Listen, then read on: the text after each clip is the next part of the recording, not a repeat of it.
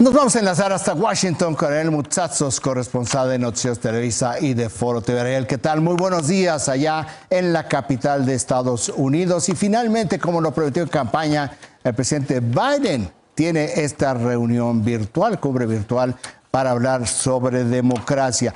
Diría peculiar que sea Estados Unidos donde vimos particularmente este año la fragilidad de su democracia y que está un poco cojo en esta materia, que convoque a este encuentro, Ariel. Pero adelante. Eso es muy importante. Mira, Raimundo, buenos días y al auditorio. Se convocó esta cumbre para la democracia y hay dos cuestiones controversiales en el ambiente. La primera es que Estados Unidos pues tiene sus propios problemas internos. El expresidente Donald Trump no ha reconocido los resultados en las elecciones presidenciales del año pasado y con ello un importante segmento de los republicanos cree que hubo fraude electoral, está tomando medidas a nivel local más o menos silenciosas, es decir, estas están avanzando sin la total conciencia de toda la opinión pública, y cuando acordemos, pues va a haber diferentes medidas que en mayor o menor grado van a priorizar o a beneficiar a los republicanos en aquellos estados en donde los republicanos están pudiendo hacerlo porque tienen el poder. Hay también funcionarios públicos que están renunciando a un ritmo alarmante después de reunirse en asambleas locales, de reunirse con sus constituyentes, en fin, con sus electores. La verdad es que las cosas en términos democráticos en este país no están bien, no por el presente, sino por el futuro, por lo que se avisora. Hay descontento azuzado precisamente por el expresidente Donald Trump, por importantes sectores del Partido Republicano y, desde luego, por el ambiente general que esto ha creado desde la insurrección, el intento de insurrección del 6 de enero en el Capitolio. Eso por el lado de la controversia interna. Pero también hay algún tipo de cuestionamientos porque Estados Unidos fue el que eligió, faltaba más, a quien invitaba a su cumbre. Y bueno, hay regímenes que claramente son autócratas, son autoritarios, pero hay otros que están en la frontera. Por ejemplo, Hungría y Turquía.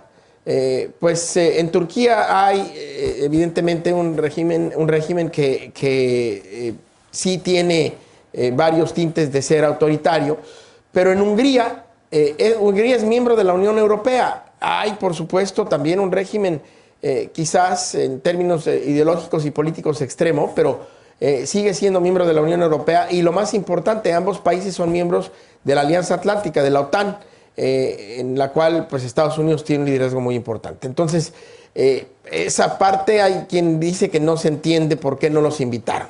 No invitaron a Rusia y a China, Rusia en apariencia al menos, otros dirían que no, que sí es totalmente demócrata o democrática, pero en apariencia al menos pues es democrática y además es una potencia mundial. No invitaron a Rusia y a China. Los embajadores de Rusia y China escribieron un gran ensayo en una revista poco conocida, pero al final tuvo las consecuencias que tuvo importantes. Sí. Dices tú el National Journal, ¿no? Que sí, no es un bimensual.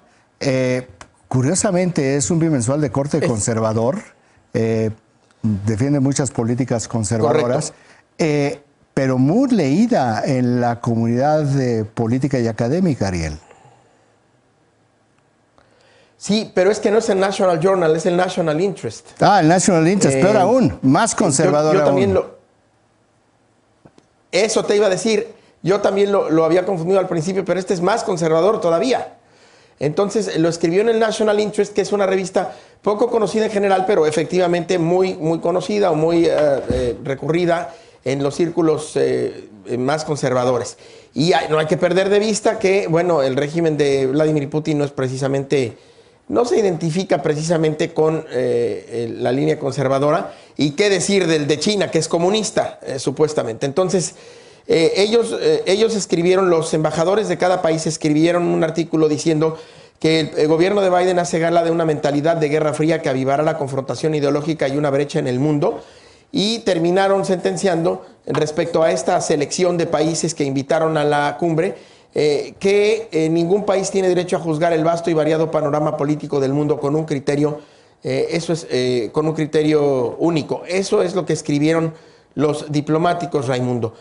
Ayer, bueno, hay líderes, pero también hay empresarios, también hay representantes de organizaciones no gubernamentales, académicos, expertos de unos 110 países participando en la cumbre. Pero en términos, y esto es algo que creo que tristemente hay que destacar, en términos de los representantes oficiales, quienes no están aquí en Washington, D.C., que son muy pocos los que están, lo han hecho mediante intervenciones, ya sea en vivo o la mayoría de ellos, o una buena parte, pregrabadas. Bien, pues todos los representantes oficiales de países que han participado y fueron invitados a esta cumbre, han sido presidentes o primeros ministros. Y todavía el día de hoy, que es el segundo y último día de esta cumbre, van a participar diversos países. Tengo aquí, la lista es muy larga, obviamente no la voy a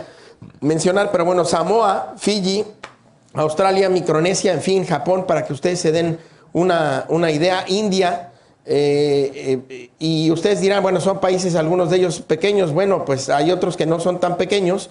El Consejo de la Unión Europea, por ejemplo, Argentina, Brasil, Chile, Paraguay, en fin, todos estos países que van a participar el día de hoy en esta segunda jornada, pero también los que participaron el día de ayer, Francia, Reino Unido, Italia, en fin, todos, absolutamente todos sin excepción, han sido representados, y quiero recalcar esto, todos han sido representados por presidentes o primeros ministros, es decir, jefes de Estado o de gobierno. Pues bien, el día de hoy a las 10:45 de la mañana, México, a México le toca abrir un bloque de 3 países, México, Botsuana y Malawi. Botsuana estará representado por su presidente, Malawi también, y México será el único país invitado a la cumbre que va a tener participación, que no va a estar representado por el presidente Andrés Manuel López Obrador y ni siquiera por el canciller Marcelo Ebrard. Estará representado en un mensaje pregrabado por el embajador Esteban Moctezuma Barragán. Así están las cosas aquí, Raimundo. Oye, este desdén de esta cumbre, yo puedo entender que al presidente no le gustan estas cosas. Puede haber hecho un mensaje pregrabado, pero ni siquiera el secretario. Eso. Es decir, es una reducción a un tercer nivel diplomático, político diplomático. Me imagino que esto allá en la Casa Blanca pues levantará las cejas, Ariel. Pues ya las levantó. Ya las levantó. Eso era lo que te iba a decir. Las fuentes en la Casa Blanca, en el Departamento de Estado, están un poco, pues, me hicieron caras, realmente no me dijeron mucho. Nada más me dijeron, bueno, pues es el representante que México envió, es un representante de Estado, es un embajador extraordinario y plenipotenciario. Me lo dijeron un poco como para salir del paso, pero también de manera irónica o sarcástica, como para decir, bueno, pues es lo que México consideró enviar. Ahora, aparte hay que decir que el embajador Esteban Moctezuma tiene buen leverage aquí y que tiene presencia y que es un digno representante de México, hay que decirlo. Hasta el momento no ha habido ningún problema, digamos, que se pudiera haberse visto involucrado, que se refleje en él. No tengo de ninguna de las fuentes en Casa Blanca o en Estado. Sí, lo hará bien. En Seguridad Interior, más que buenas referencias, lo hará bien. Pero es que es un tema de nivel diplomático. Todos los países representados por presidentes o primeros ministros, porque evidentemente cuando el mensaje es pregrabado, pues hay tiempo para que los mandatarios lo hagan. Y en el caso de México lo hace el embajador, pues sí es como tú lo mencionas, podría ser leído, y así ha sido leído ampliamente, como un desdén, Raimundo. ¿Qué quieres que te diga? Yo estoy nada más reportando lo que ¿No? Sucede aquí y las cejas que sí ha levantado.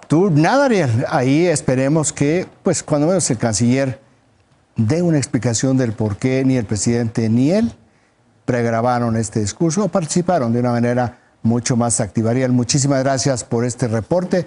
Muy sorprendidos por este desdén del gobierno mexicano. Ariel, dime. Sí, muy sorprendidos. Muy sorprendidos. Rápidamente decirte que hubo 8 países de Latinoamérica y del Caribe que no invitaron. Nicaragua, Cuba, Bolivia, El Salvador, Honduras, Guatemala, Haití y Venezuela.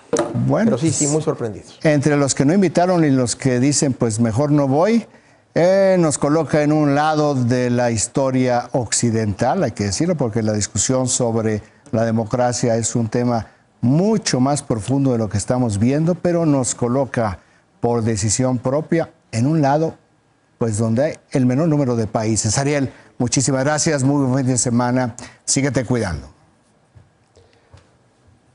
Igualmente, buenos días al auditorio, Raimundo.